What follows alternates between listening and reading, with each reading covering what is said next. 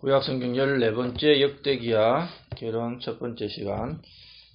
자, 드디어 솔로몬의 왕국이 시작이 됩니다. 솔로몬이 왕이 되었습니다.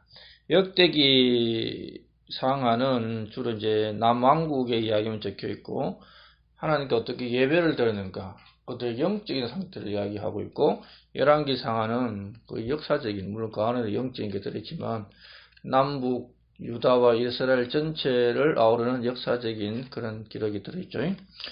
자, 역대기의 중요한 요점은 하나님께서 지속적으로 다윗의 집에 신실함을 보이시는 그런 내용이 들어있습니다.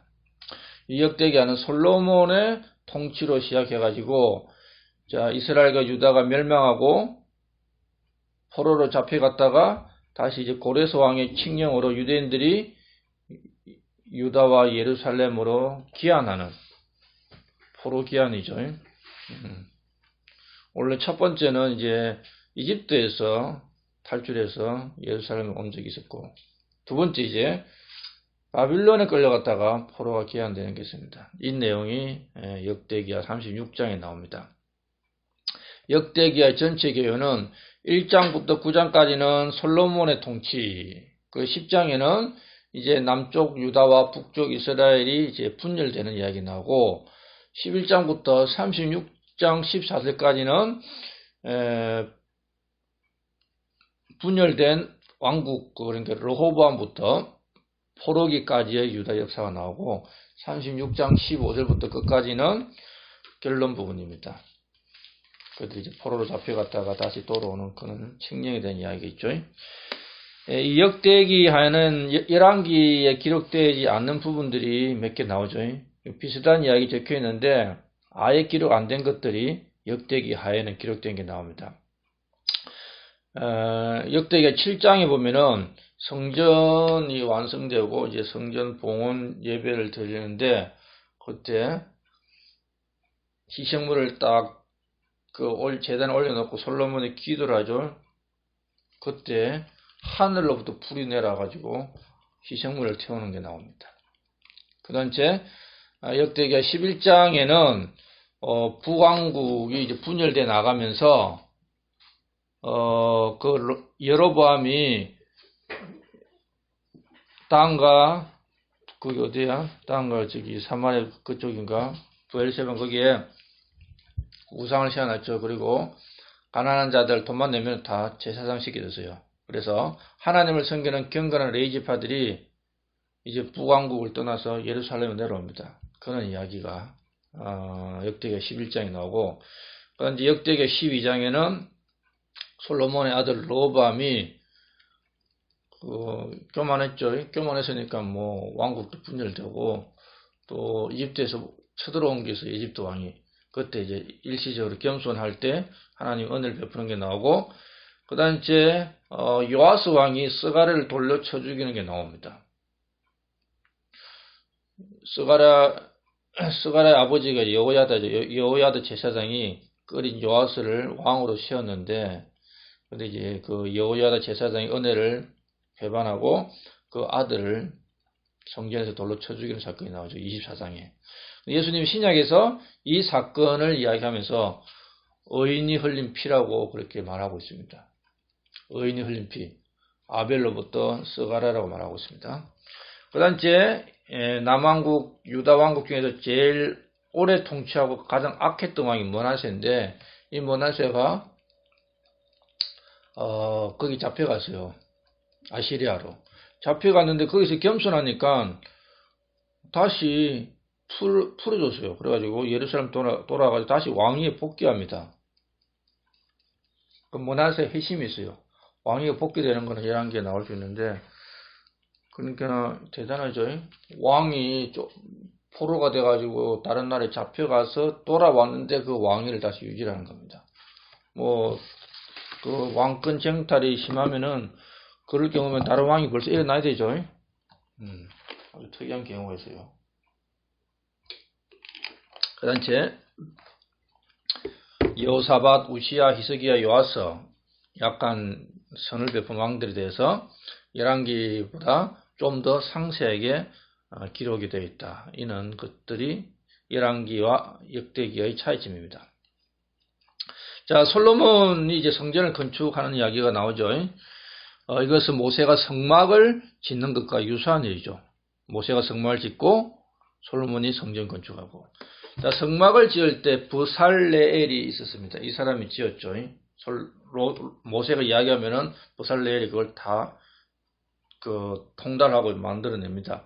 그리고 성전은 다윗이 이제 청사진을 줬죠. 그걸 보고 솔로몬이 짓습니다. 근데 브살레엘이나 솔로몬은 다 유다 지파입니다. 성막을 지은 사람, 성전을 지은 사람. 물론 이제 하나님께서 직접 받은 사람은 모세였죠. 이는 레위 지파였고, 성전을 짓도록 직접 명을 받은 사람은 다윗이죠. 모든 것들을 다 준비해놨기 때문에. 그런데 이제 실행한 사람이 유다 지파다. 그래서 이 브살레엘과 솔로몬, 브살레엘에게도 하나님께서 지혜와 명철을 줬죠. 성막을 짓도록. 그리고 솔로몬에게도 뭘 줬습니까? 지혜와 명철을 줬죠. 그리고 이제 성막과 성전을 다 지었을 때에 하나님의 영광이 나타났죠. 역대기하 7장에 보면은 하늘로부터 불이 내려서 막 쫙 지정물을 태우고 구름이 쫙 깔립니다.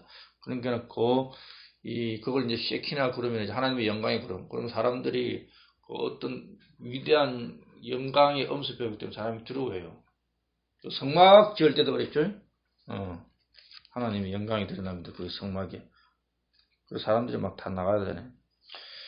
자, 역대기하 1장 본격기를 봅니다. 이제 역대기하 1장에 보면은 다윗의 왕자를 이어받은 솔로몬은 하나님께서 그 왕자의 권위를 강하게 하고 창대하게 하는 이야기가 나오죠. 방금 우리 1장 1절에 읽었던 내용입니다. 하나님께서 이 솔로몬의 왕국을 강하게 했다. 그리고 힘이 크게 했다. 자, 이것을 통해서 우리가 알 수 있는 것은 왕이나 통치자들의 권위는 하나님께로부터 온다. 물론 자유민주주의 투표를 통해서 뽑을 수는 있어요. 그러나 그 권위의 근본은 하나님께로부터 오는 거다. 자, 어리석은 사람, 그리고 제약된 사람 뽑으면은, 푸틴 같은 경우, 시진핑 같은 경우, 법을 바꿔서 자기가 계속 통치하려고 했고, 대한민국 같은 경우, 부정선거를 통해서, 디지털 부정선거를 통해서 자기들이 집권하고, 그럼 이것도 하나님께로부터 나느냐? 어리석은 사람, 그런 사람 뽑아놨기 때문에 그렇게 되는 겁니다. 자, 그리고 그 앞에 역대기상 29장 25절에 보면은, 하나님께서 솔로몬에게 위엄을 주셨다고 나옵니다. 역대기상 29장 25절에 주께서 솔로몬을 온 이스라엘의 눈앞에서 힘이 크게 하시고 아버지로부터 왕관을 물려받았어요. 그러니까 하나님이 솔로몬을 이스라엘 눈앞에서 크게 해줍니다. 그리고 그 이전에 어떤 왕이 없었던 위엄을 하나님 줍니다. 위엄. 솔로몬 왕을 크게 하고 위엄을 주는 거예요, 하나님. 이 권위라는 것은 하나님께로부터 온다. 그거를 말하고 있죠. 그러면 지금 이 땅의 통치자들도 나의 권위가 하나님께로부터 왔다. 그러면 어떻게 해야 되느냐? 하나님을 두려야 되는 거예요, 통치자들은. 그리고 백성들을 악하게 해서는 안 되는 거죠. 그죠? 그런데 이 사회주의를 추정하는 러시아, 중국, 북한, 지금 대한민국 문정부까지 하나님 두려운 게 없잖아요. 그럼 그 권세는 또 무너집니다. 자, 그래서 하나님께로부터 받은 이 권세를 어떻게 사용할 것인가? 어렵게 사용할 것인가? 이 언은, 통치자의 언은 하나님의 말씀의 어가 아닙니다. 우리의 도덕적 가치관념에서 보는 선한 일이에요. 그럼 지금 보세요. 동성애를 합법한다. 동성애 죄는 옛날부터 있었어. 법으로 합법할 필요 없는 거죠. 그리고 역사나 이런 것들, 자기들과 틀리면은 그 왜곡이다. 이 자체가 악한 겁니다. 도덕적 선한 관념에서 떠나 있는 거죠. 그렇게 행하면 이게 불의의 도구가 되는 거예요. 이게 선한 도구가 될 건지, 불의의 도구가 되는 건지, 자기들이 택해야 되는 거죠. 불의의 도구로 통치하면 어떻게 되느냐? 반드시 심판받죠. 일반 백성이 하나님 앞에 죄를 지어도 심판받아 지옥 가는데, 통치자가 그렇게 죄를 지으면 더 큰 심판을 받는 겁니다. 그래서 정치인들은 모든 정치를 하나님의 뜻대로 해야 된다. 구원 안 받았으면 인간적, 도덕적, 윤리적 관점에서 바르게 해야 된다. 이걸 가져야 되는 거예요. 자, 솔로몬이 역대기 1장을 보세요. 1장에 보면은 그 성전이 완성되기 전에 기본에 있는, 또 어떤 데는 예루살렘이에요. 기본과 예루살렘 가까이 있어요. 거기 원래 있던 성막에 가가지고 번제 업무를 1000개를 드립니다. 1000번제. 여기서 나온 거예요. 그런데 이걸 일반 개신교 사람들은 1000일 동안 희생물을 드렸다. 뭐 하루에 한 개씩 1000일 동안 드려? 1000일이면 몇 년이에요? 3년 반 좀 되나? 3년 좀 넘죠. 왕이 그것만 드려? 아니죠. 며칠인지 몰라. 한 일주일이나 되겠지. 일주일이나 열흘 정도를 딱 정해놓고 1000개의 헌물을 하는 게 되는 거예요. 1000개의 헌물을. 왜 솔로몬이 성막에 가가지고 1000개의 헌물을 하는 게 되느냐? 이 왕위에 딱 즉위하고 나서 성막에 갔어요. 그 성전 짓기 전이지. 왕위에 즉위하고 나서 옛날에 있던 성막에 가가지고 하나님께 희생물을 1000개를 드립니다. 이거는 내가 하나님 앞에서 하나님의 뜻대로 정치를 하겠다는 그런 결단과 의지를 보여주는 거예요. 우리나라는 뭐 왕이 대통령 되면 어디를 먼저 찾아갑니까? 현충원. 오, 똑똑하시네. 왜 현충원 갑니까? 성국, 호국들이, 호국 앞서간 사람들이 세워놓은 이 대한민국을 잘 받들어 지켜나가겠다는 그런 뜻이잖아요. 그래 하고도 제대로 안 하죠. 자유민주주의를 세운 이 대한민국을 근거한 자들 앞에 가지고 묵념하고는 지맛들하는 거야. 똑같은 건데 솔로몬은 하나님 앞에 가서 예배부터 드린 겁니다. 그 말은 내가 하나님을 두려워하고 하나님의 뜻대로 정치를 하겠습니다. 이 뜻입니다. 아, 우리 사모님 왜 똑똑하시오? 뉴스를 많이 보셨나? 자, 그때 이제 이는 마음의 결단이 있으니까 이제 7절에 보면은 7절 한번 보세요. 그 밤에 하나님께서 솔로몬에 나타나 그에게 이르시되 내가 내게 무엇을 줘야 할지 구하라. 그러니까 이제 밤에 이거 꿈이겠죠. 환상이 안 돼 있으니까 꿈일 가능성이 많죠. 자, 하나님 솔로몬에 나타났어.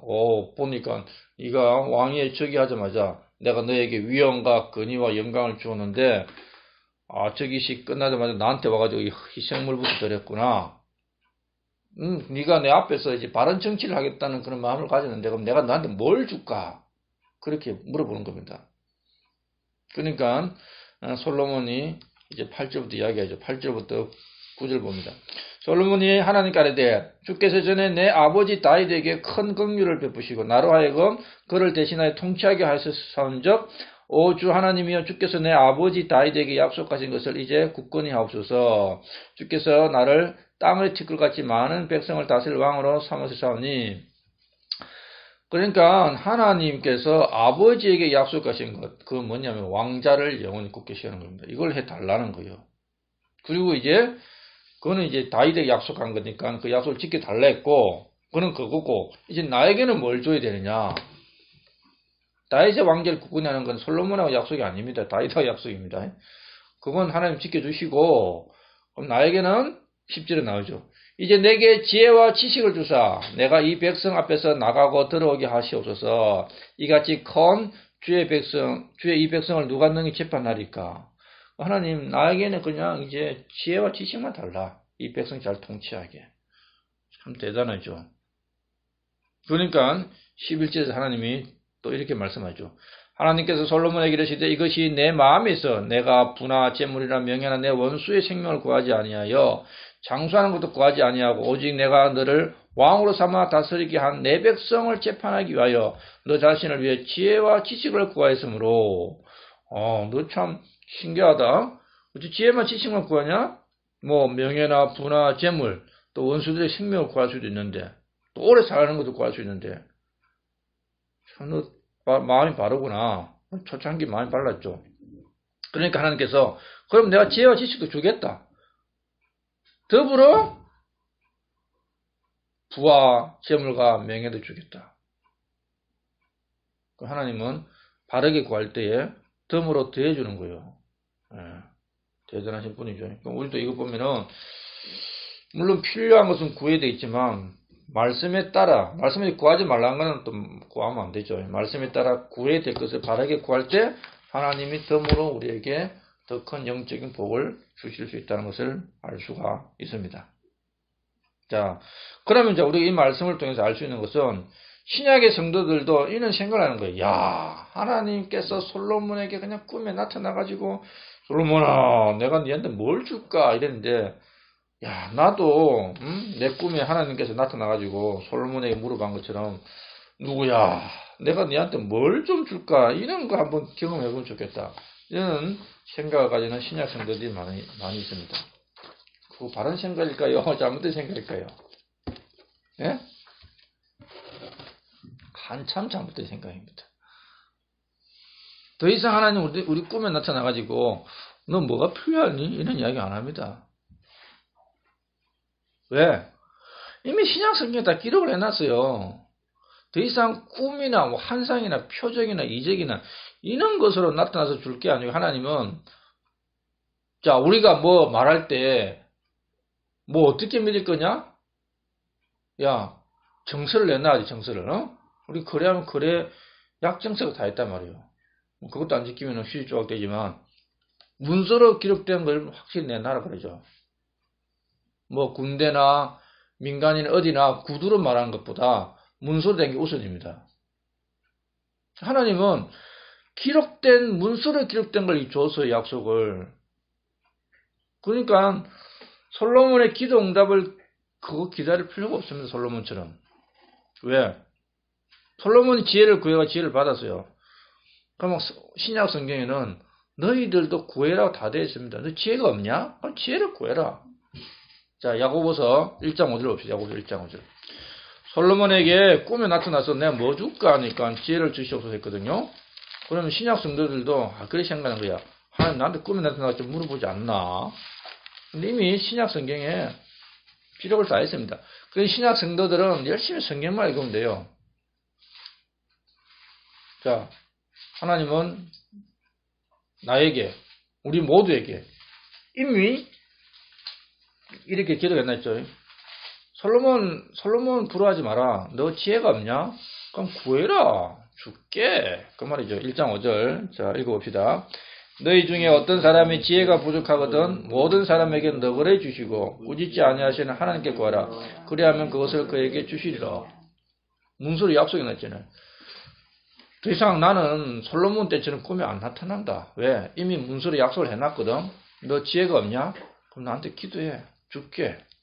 이게 하나님의 약속입니다. 자, 이런 분명한 약속을 갖고 있으면서도 그 약속을 맨날 손에 들고 다니고 뭐 휴대폰에 넣어 다니면서도 또 솔로몬 꿈꾸면 안 되는 거예요. 그 외에도 성경에는 약속된 것들이 많이 있습니다. 마태복음 7장 7절 8절 보세요. 구하라 그러면 너에게 주실 것이요 찾아라 그러면 너에게 찾을 것이요 두드리라 그러면 너에게 열릴 것이니 구하는 자마다 받고 찾는 자는 찾으며 두드리는 자는 열릴 것이니라. 또 우리 잘 아는 빌립보서 4장 6절 7절 아무것도 염려하지 말고 오직 모든 일에서 기도와 간구로 너희가 요청할 것들을 감사와 더불어 하나님께 알리라. 그래야만 모든 이해를 뛰어넘는 하나님 평강이 그리스도 예수님을 통해 너희의 마음과 생각을 지키시리라. 너 뭐 부족하냐? 감사함으로 기도와 간구로 요청해라. 그러면은 줄게. 이게 문서로 다 약속해놨습니다. 그래서 그 솔로몬 꿈에 나타나서 어떠고 저떠고 하는 거 부러워할 필요 없다. 하나님 주신 성경 말씀 열심히 읽으면은 그 안에 우리에게 약속한 것들이 너무나 많이 있어요. 자, 그래서 우리는 말씀을 읽음으로 말씀에 기록된 것을 구하고 찾고 두드림으로 솔로몬보다 더 많은 지혜와 지식을 받는 자들이 되기를 바랍니다. 자, 이상을 마치도록 하겠습니다.